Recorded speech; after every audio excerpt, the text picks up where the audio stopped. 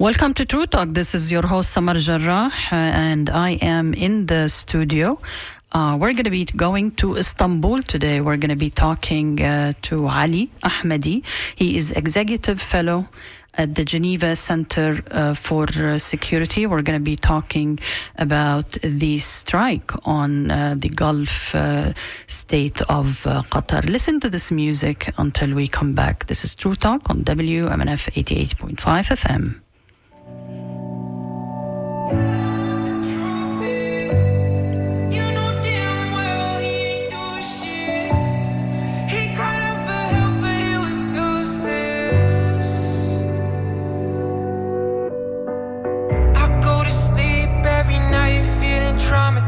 They say occupation, trying to hide that it's a genocide. I just wish a kid could grow up to see his mama. I wish that I could do something about bombs dropped on Gaza. Hurts so bad to know. Where do my tax dollars go? Murdered in cold blood. Poor young soul, all he knew was love.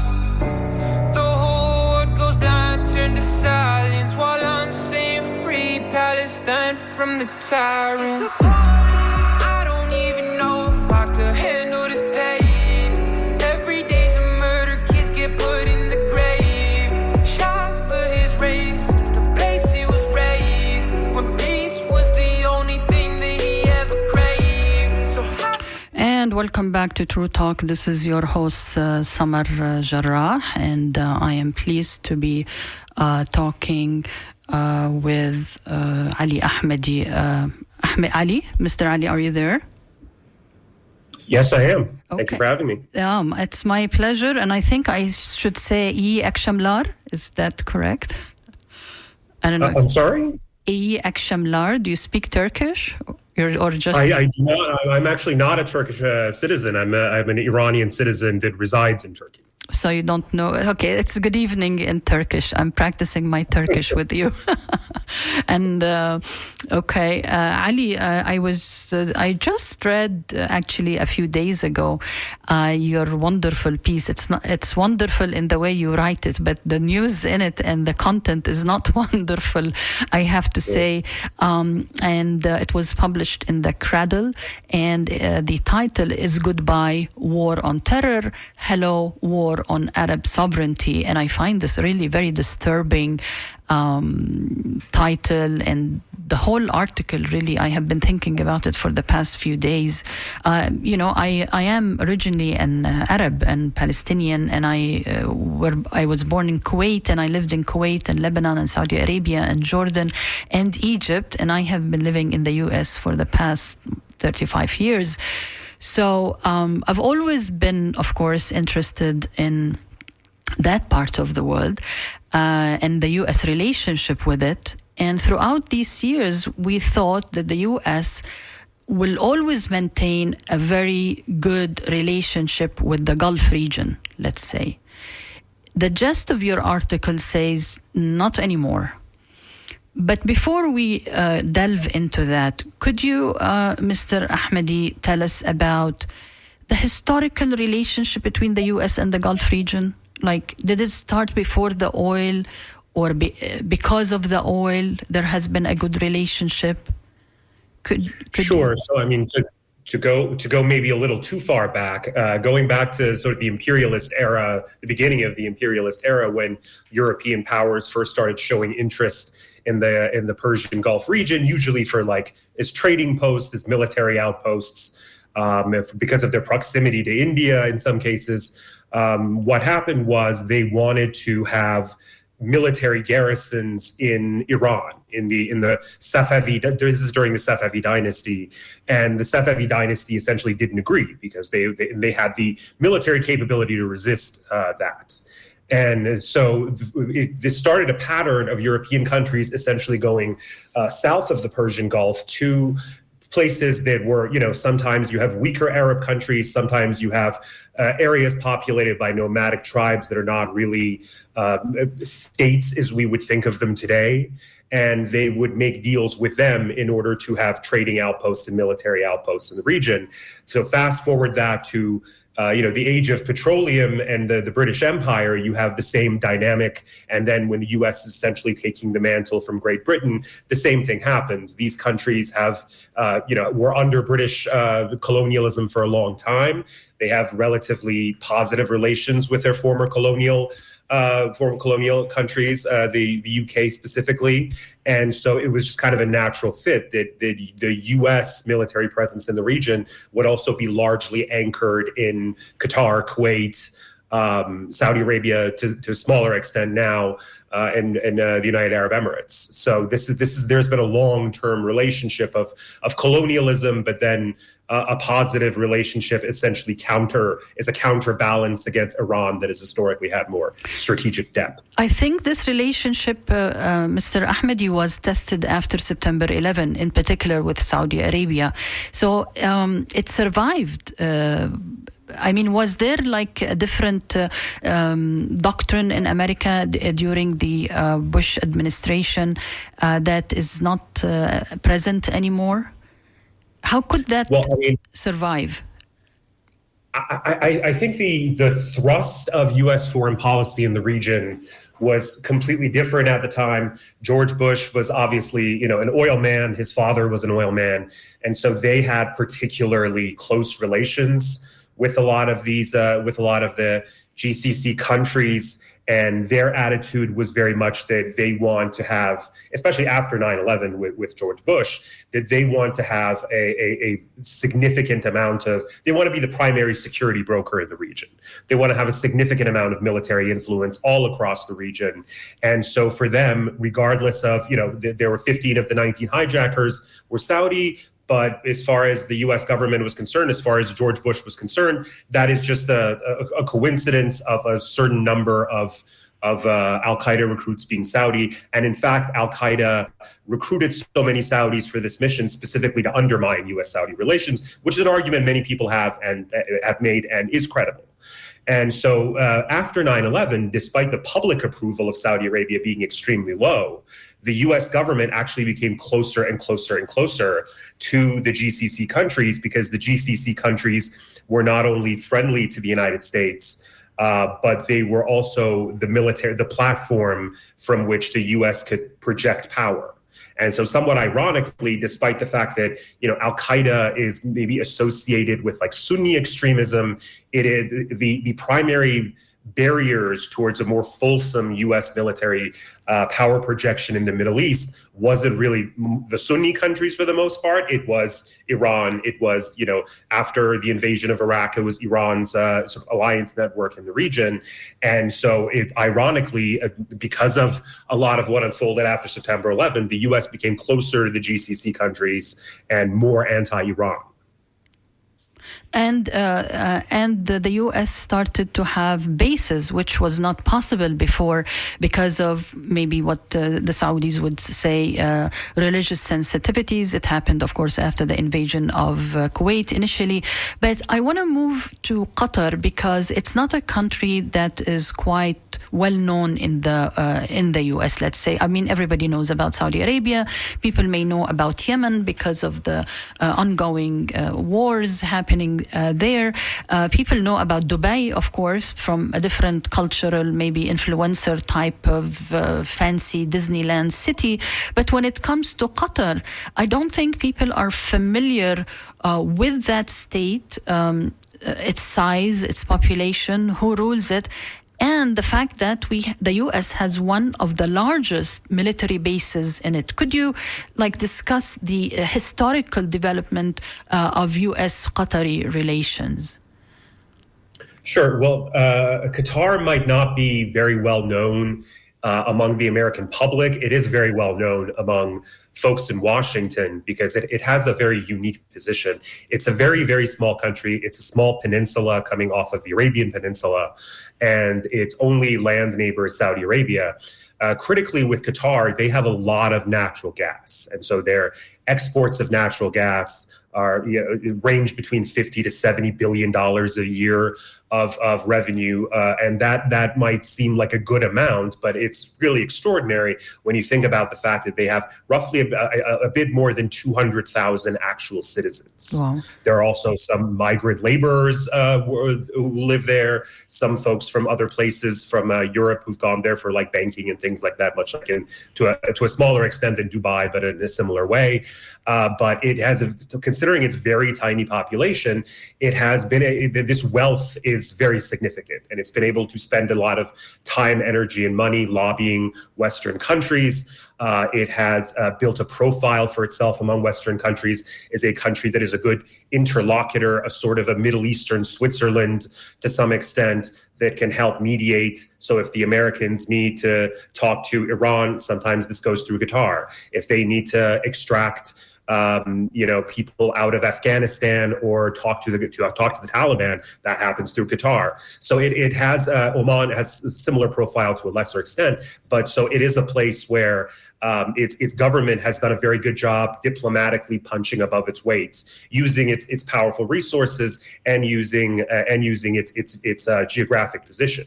Critically, it should be mentioned that Qatar, despite being a part of the Gulf Cooperation Council, which includes Saudi Arabia, the UAE, Kuwait, Oman, despite being a part of it, it has always sort of had a somewhat separate foreign policy from especially Saudi Arabia and the UAE that are the primary foreign policy actors. So it's been willing to support groups like the Muslim Brotherhood. It's been willing to support groups that are seen as sort of Islamist to some extent, whereas Saudi Arabia and the UAE sometimes see these groups as a threat partially because of their anti-monarchist tendencies, but for other reasons as well. So this has always been sort of a source of tension between them. So why Qatar, for instance, has this different political outlook vis-a-vis especially Muslim Brotherhood, and also we're going to be coming, of course, to having Hamas members living in Qatar, but I do not think this could have happened without agreement with the U.S. In terms of them living in Qatar? Yes. Oh, absolutely. I mean, I think that's really one of the key points about this recent developments that people sort of misunderstand is that Qatar, despite its somewhat independent foreign policy, it was not hosting Hamas officials because it was going rogue or going against American or even Israeli demands. Both the Americans and the Israelis were perfectly fine and in fact very much in favor of Hamas's political office being based in Doha, because it is still, a place where Hamas officials can be kept an eye on. If they were more spread out, more decentralized, that would become a lot more complicated. So it is very much the case that they were there on Israel and the United States' acceptance. And it also should be said that we have had episodes. Now, some of these are rumors, reports. It's hard to know exactly what to believe. But I think that it's been well established that the Qataris, albeit hesitantly, would be willing to kick Hamas leadership out if the United States demanded they do so. They've kind of made that clear over the course of the last few years. So the fact that they were targeting Qatar in order to hit Hamas officials, as if Hamas was sort of secretly allowing these people to conspire against Israel in its territory, that's just absolutely not true. Let me just remind our listeners, I'm talking with Mr. Ali Ahmadi, who is Executive Fellow at the Geneva Center for Security, and we're talking about Israel launching maybe 10 missiles on Qatar, an independent nation state that has the largest American military base. So what happened, Mr. Ahmadi? I mean, the Qataris says we were not warned, or maybe the U.S. called us when the bombs were actually exploding. Israel at the beginning said that they told Trump. Trump then said, no, they didn't tell me. I mean, it's like theatrics. What did really happen, and how could Israel jeopardize this relationship with the only country that is negotiating the release of the hostages in Gaza?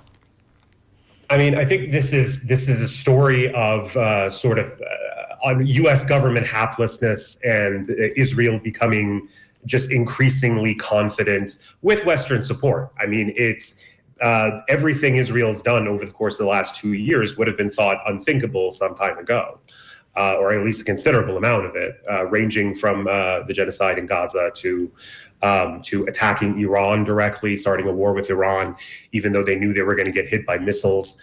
So what happened was that the Qataris were in fact not warned. They were very adamant about that. There was no warning from the United States. And the Trump administration has been sort of quietly telling reporters that they were frustrated with what Israel did. But this all just sounds very much like the Biden administration. The Biden administration would always sort of quietly tell reporters, oh, we're actually very frustrated with Netanyahu and him, invading this part of the Gaza Strip or doing that.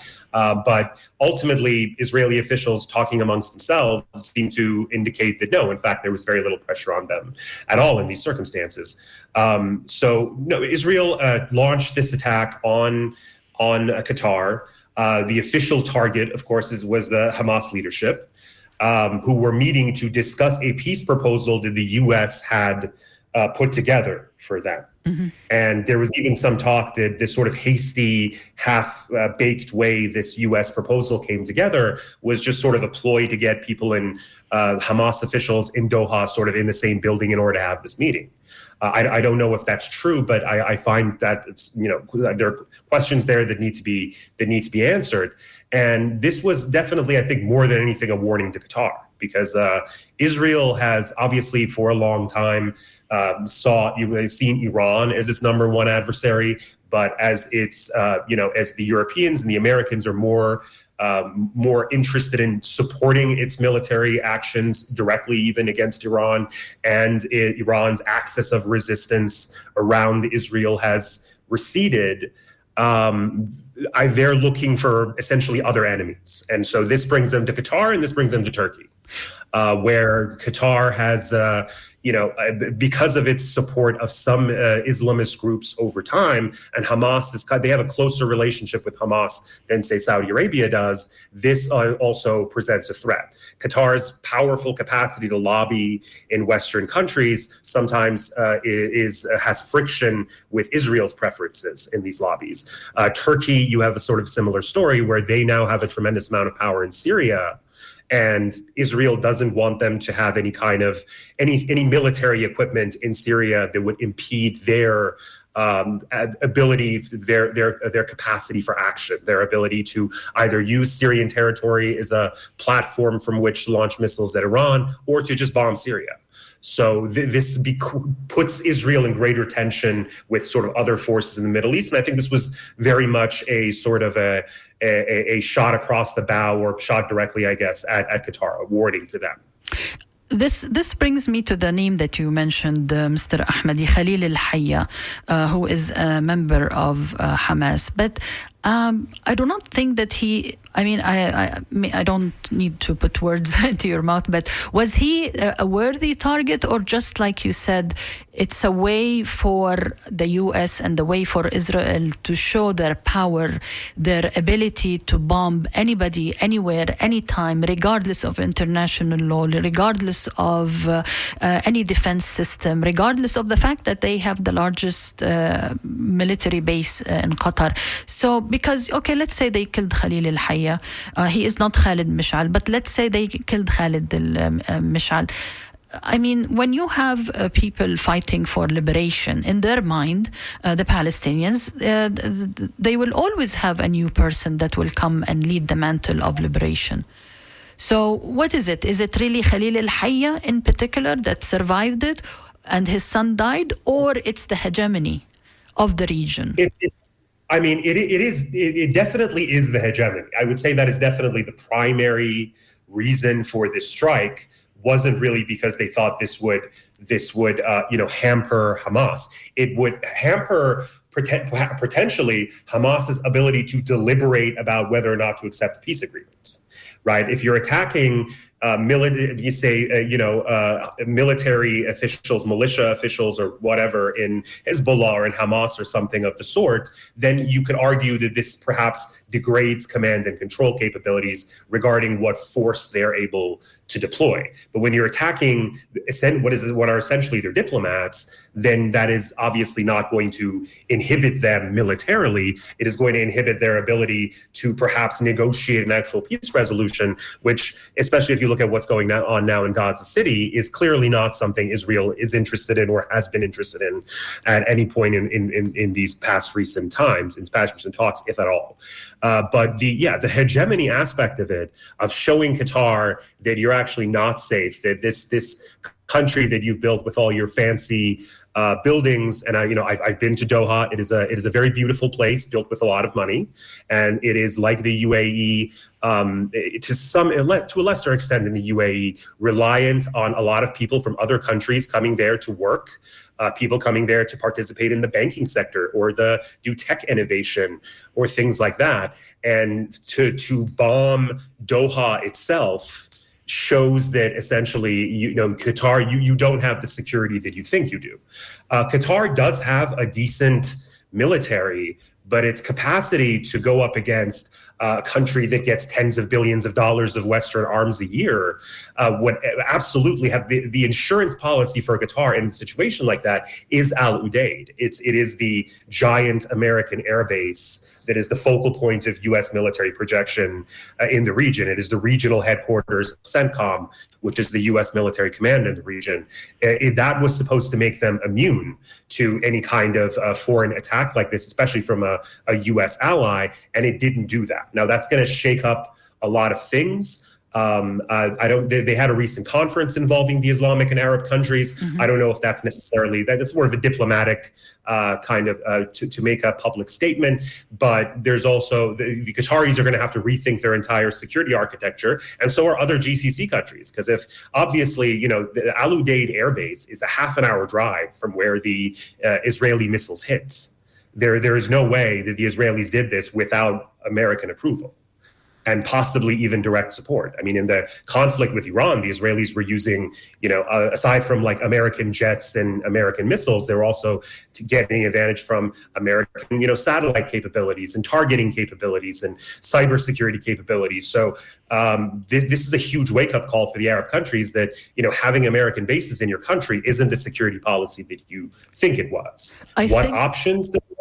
Yeah, go ahead. I think Saudi Arabia already got the message, and didn't they do just yesterday signed an alliance with Pakistan, a military alliance, saying that Pakistan is the kind of a country that will protect us. And what's interesting is that the weapons, mainly, if I'm not correct, please correct me if I'm mistaken, most of the weapons of Pakistani army and military comes from China. It doesn't come from the U.S. So that's another significant development, I would say.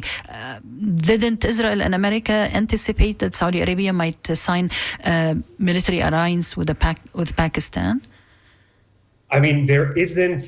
Maybe this didn't entirely look the case in the first few months, but at this point, it's really hard to look at American policy in the Middle East and think that there's some sort of strategic guidance here. I think that the Americans, Trump just doesn't have the capacity for whatever reason. He doesn't have the capacity to stand up to Israel, as Biden didn't, as Clinton didn't, as Bush didn't, as Obama didn't. But so he can't. He doesn't really feel like he's in a position to say no to them. That's at best. He may have completely supported this in order to allow obviously the article that you mentioned that I wrote. The thrust of it was basically that the United States has moved on from trying to have strong states that are allies of the United States and just trying to overthrow adversaries to just trying to keep the region divided and in a sort of these Westphalian, semi-sovereign countries that have no capacity to actually defend themselves.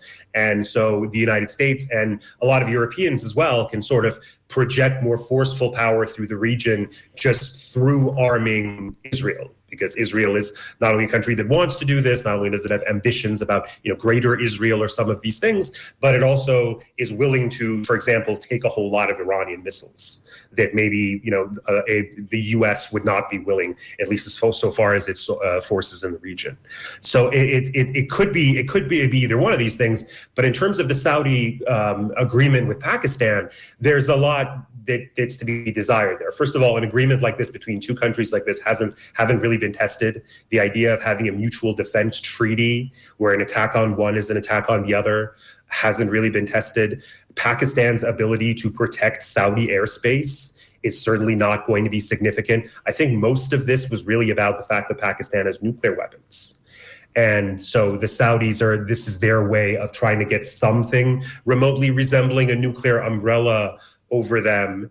But ultimately, their ability to actually withstand direct Israeli assault is not necessarily going to work with this, because Pakistan's Air Force capacity is limited.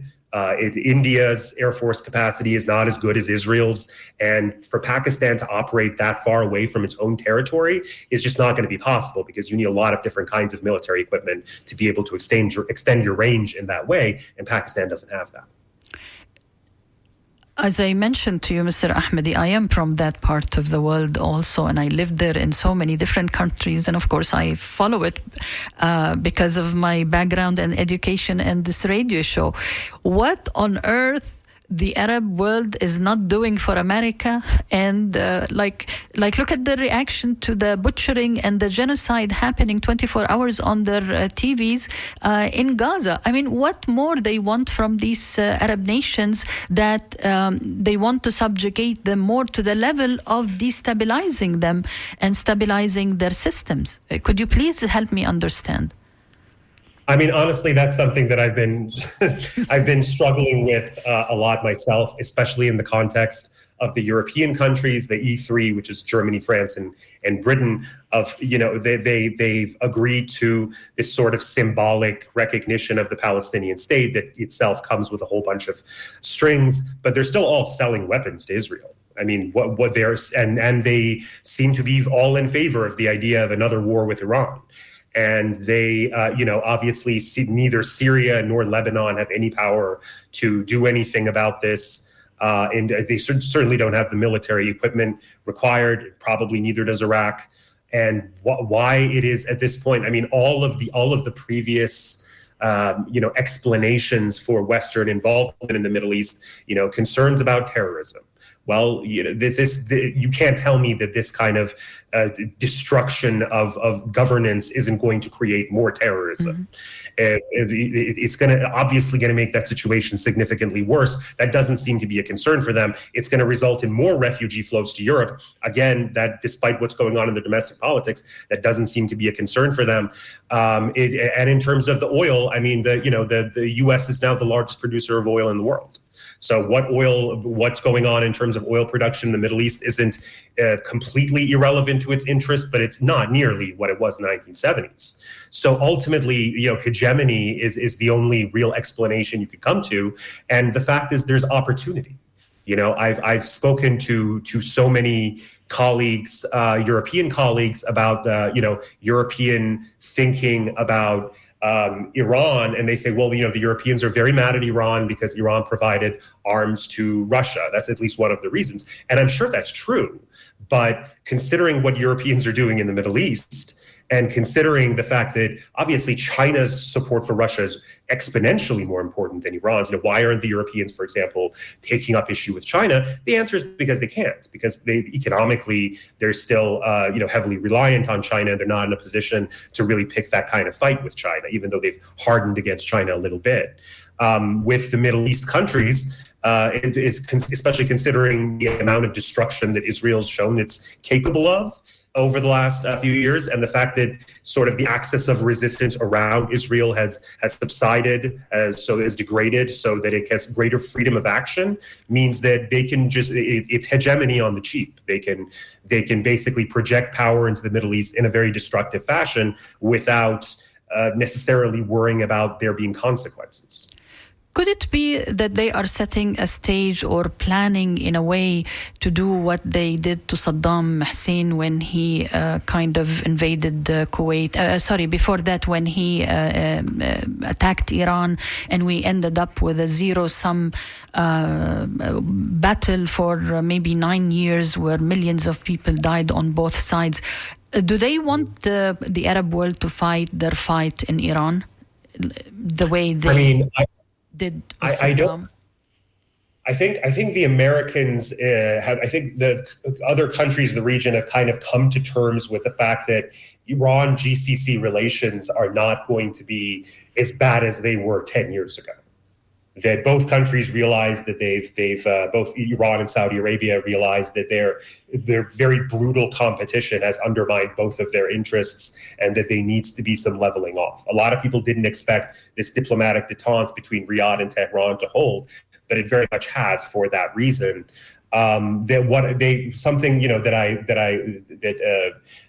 mentioned before is that it is really internal in these countries more than countries fighting each other. So countries like Syria or Lebanon have to essentially end up playing, their governments have to play the role of Israel's local enforcer behind, sort of under the guise of enforcing various increasingly dubious ceasefire agreements with Israel. So Lebanon has to have a civil war again involving Hezbollah in order for Israel to stop bombing it or maybe bomb it slightly less. And this becomes sort of the issue, is that when Israel has total freedom of action, it's going to increasingly it's going to be more and more demanding. And there's really, it's going to be a kind of a dark situation. Maybe this strike on Qatar wakes up some of America's most ardent allies in the region. I don't know. I think from the American perspective, they're just relying on the fact that Pakistan isn't really going to be able to save these countries. China doesn't want to play policeman in the Middle East. And so they're just kind of going to have no choice but to accept it. I want to quote your article, Mr. Ahmedi. You say there is a new strategy. The U.S. is doing a new strategy, stability to fragmentation. You mentioned Lebanon and Israel. But let me read here. Under the new U.S. doctrine, the goal is not victory but paralysis. The preferred outcome is perpetual disruption of state functions, governance, security, and diplomacy, not merely military domination. Aren't they afraid that there will be spillover to the subdued Arab nations? Can you tell me how did you reach this conclusion? Because it's most disturbing that the U.S. is interested in paralysis and perpetual disruption of state functions, governance, security, and diplomacy. How did you reach this? I reached that conclusion by talking to Western officials in general and American officials in particular, not officials, but rather some former officials, some colleagues, in diplomatic sort of think tank circles. And when I would try to figure out what the policy is towards various countries, it always seemed to come back to they basically don't really want this to be a country anymore. I mean, not that my colleagues don't, but the U.S. policy is kind of ultimately driving at this direction in effect, even if that's not necessarily how they're thinking of it. In Lebanon, obviously, the case is clear. Syria is another major example of this, where Israel doesn't really want Syria to be one country anymore. It wants a kind of Afghanistan situation in Syria, where it's just permanently no longer a viable, functioning country. And this is also their policy towards Iran. The German government literally set the Syria option for Iran. So they were hoping that the Israeli attack on Iran would somehow result in a combustion of the Iranian government and perhaps maybe civil war or some sort of thing where Iran becomes just a permanent basket case. That was the hope. So on their part. So this is what I see when I look at country after country after country. All the policy drives at the same direction.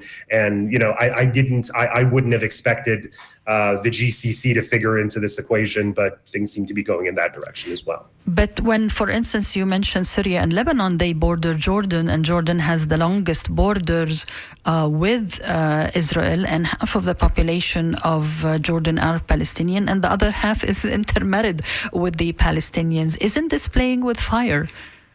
I mean, why do they always assume that their plots and plans will work? What if they backfire and there is a blowback? And because, there are young people out there, and we have seen here in the US, people just decide to take matters into their hands. Then they can use violence, they can use terrorism, they can use any term you want to use, but they can use armed kind of resistance. They can go overthrow very loyal governments. Like, aren't they playing with fire, especially Syria, Lebanon, Jordan? I mean, I'll give you an example from a country on all the way the other side of the world that is a lot in the news now, potentially going to be invaded by the U.S. It was really the Trump administration, the first Trump administration, that imposed extremely severe sanctions on Venezuela. Mm-hmm. It was the previous sanctions were much more limited. And when Trump was deciding on these sanctions, he was explicitly told by U.S. government officials that if you do this and it works, and it breaks the economy of Venezuela, you're going to have a massive influx of Venezuelan citizens into the U.S., including undocumented immigrants. And Trump was fine with that.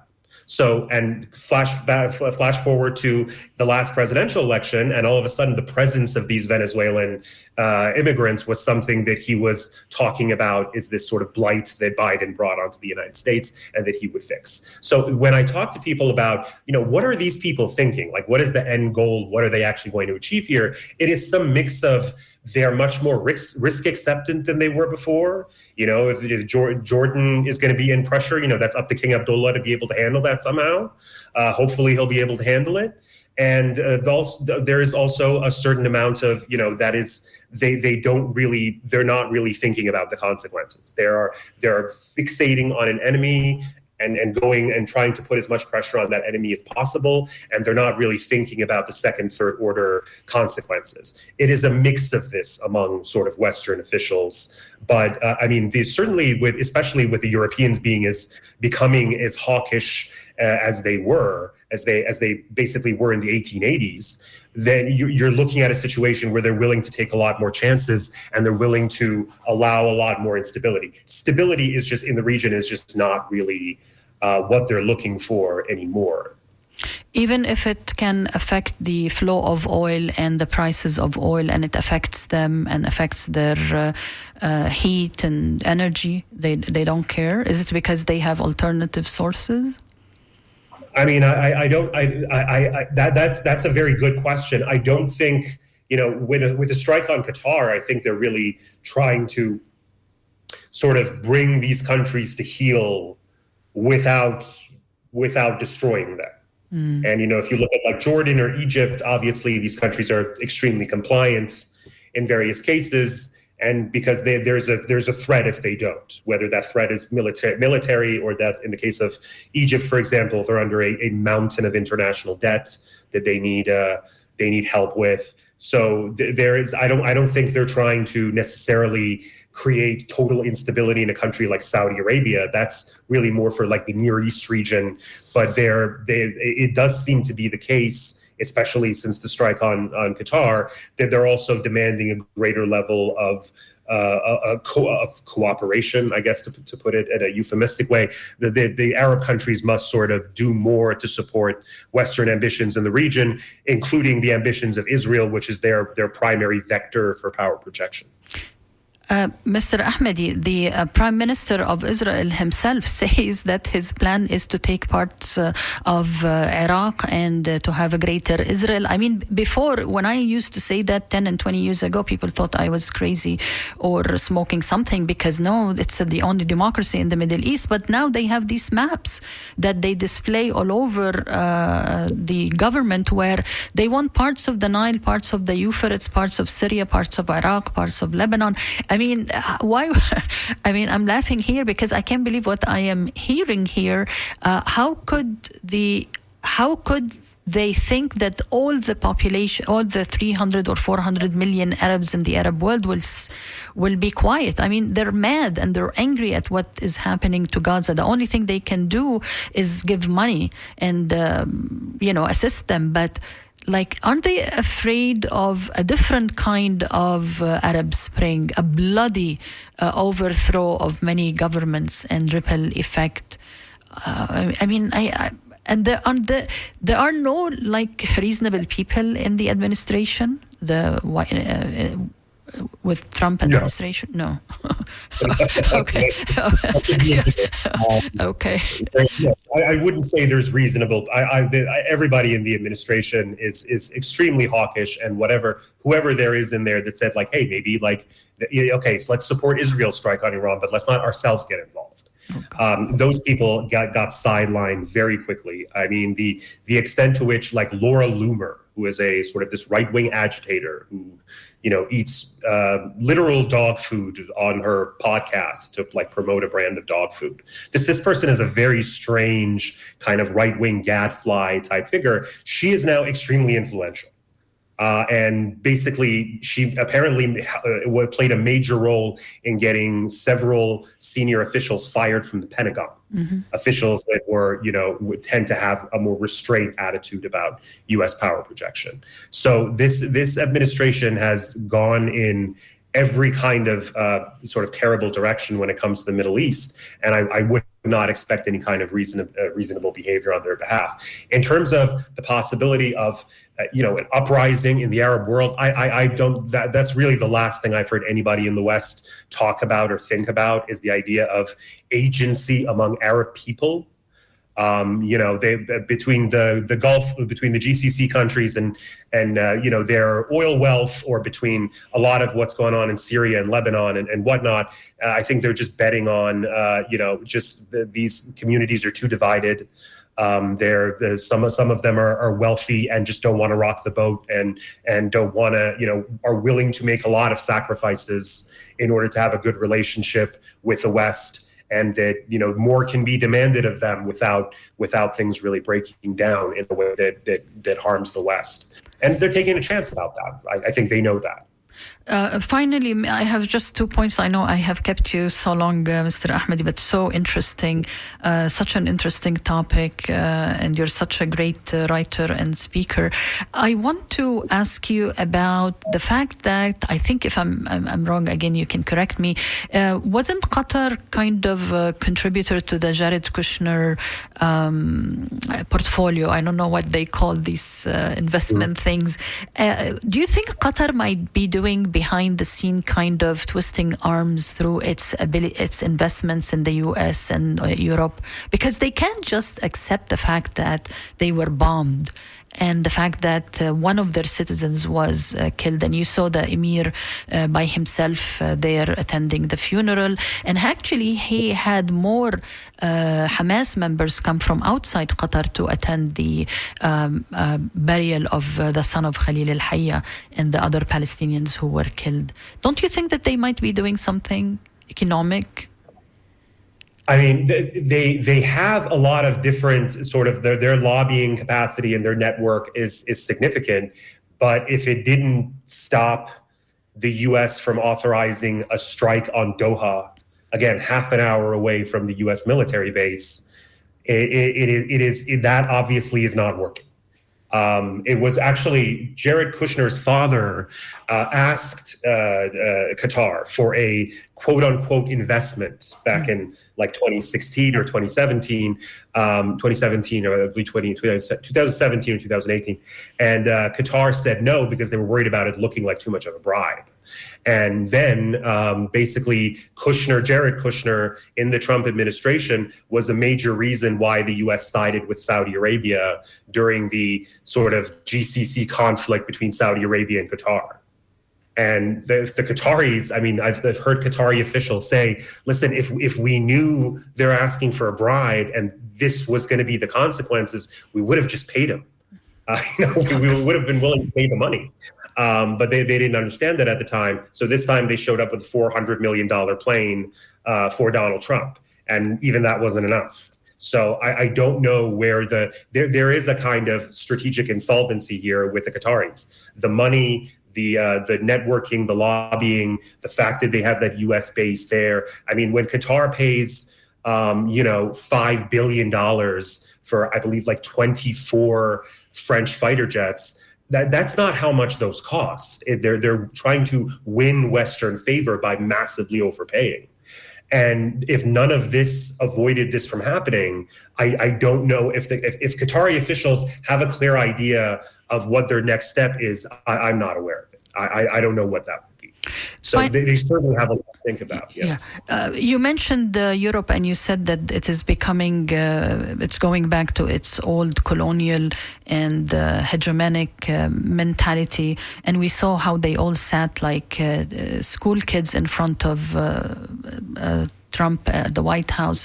Not that he knows anyone where they come from or what the geography or the languages they speak, but what about what is happening in Europe with all these, for instance, demonstrations? I'm not sure if you followed yesterday in Britain, in the heart of the country that created the State of Israel and created the British Mandate and made me be living outside my home country.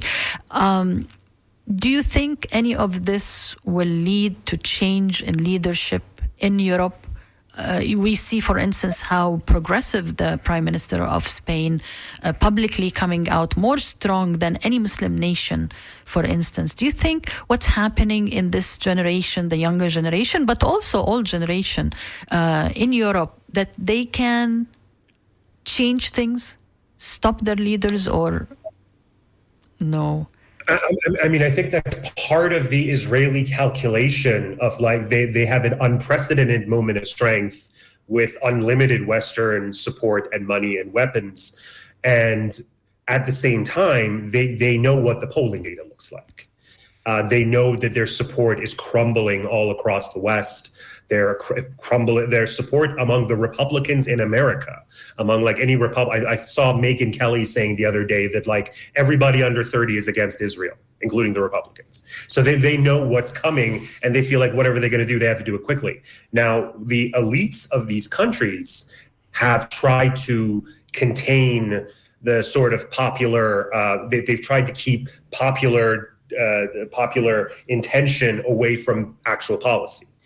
Not the most democratic thing, but that is essentially what they're doing, where like in the US, you have a Democratic Party and a Republican Party who are maintaining a pro-Israel consensus despite support for this having significantly fallen off. The same thing is very much happening in Germany, where you have 8 different political parties that are all maintaining a pro-Israel consensus and defying their public, and they're being rewarded for it by networks of very powerful donors. And Israel has invested a lot of money in Germany in order to build up lobbying operations there. The German media is very pro-Israel. You have similar things in France and the UK. So the elites of these countries are kind of trying to ward off anti-Israel sentiment in their countries for as long as possible. Does anybody think this is really sustainable in the long term? No, but they're hoping they can keep it going for a while, potentially for another decade. And a lot can happen between now and then. And finally, how is the genocide going to end in Gaza? Do you envision an end to it, or Trump will get his Riviera on the Mediterranean? I mean, he's not going to get any kind of Riviera. That's too far fetched. But I honestly, I'm at a loss as to think of how this would end. I would have, 2 years ago, you told me that this would still be going on right now. I would not have believed you. I honestly wouldn't have believed that the European countries would still would be funding it and arming Israel, the entire way. Perhaps naivete on my part. But I honestly couldn't tell you. I wish I had a better prescription. I don't know how this ends. It just does. It seems to be on skates, and it's just going to continue where there's just no country that has the will or the capacity to do anything about it. Could they push them to the Sinai, to Egypt, and jeopardize the security and the statehood of Egypt? I mean, I think eventually they're going to go in that direction, but that's the point where whether or not the Egyptian government can survive that is going to be it's going to be a much more potent issue than it is now. At that point, are they going to care? I don't know. But at this point, I mean, I don't know. It is gut wrenching to watch every day. And knowing that this is just there's no end in sight here. it is baffling how this has been allowed to continue.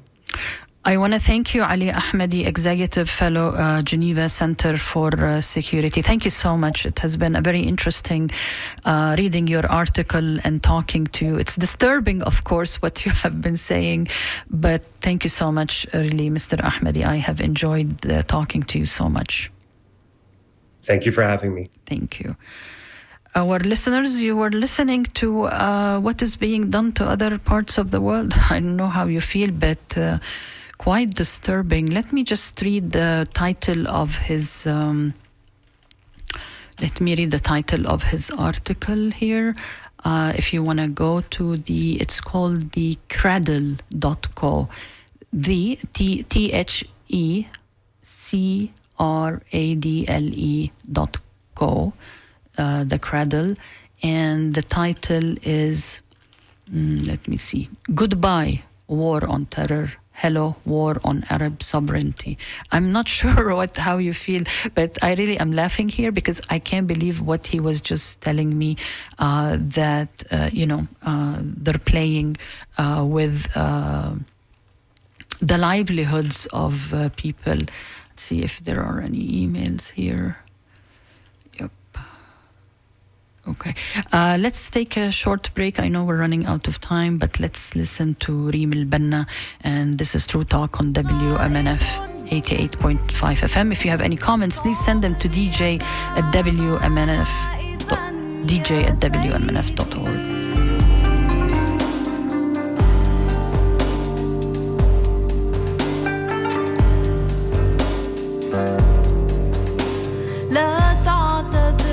من قال أنك ظالم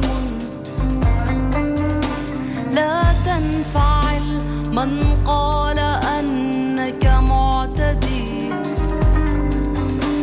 حررت حتى السائمات غداة أن أعطيت أبراهام حقل محمد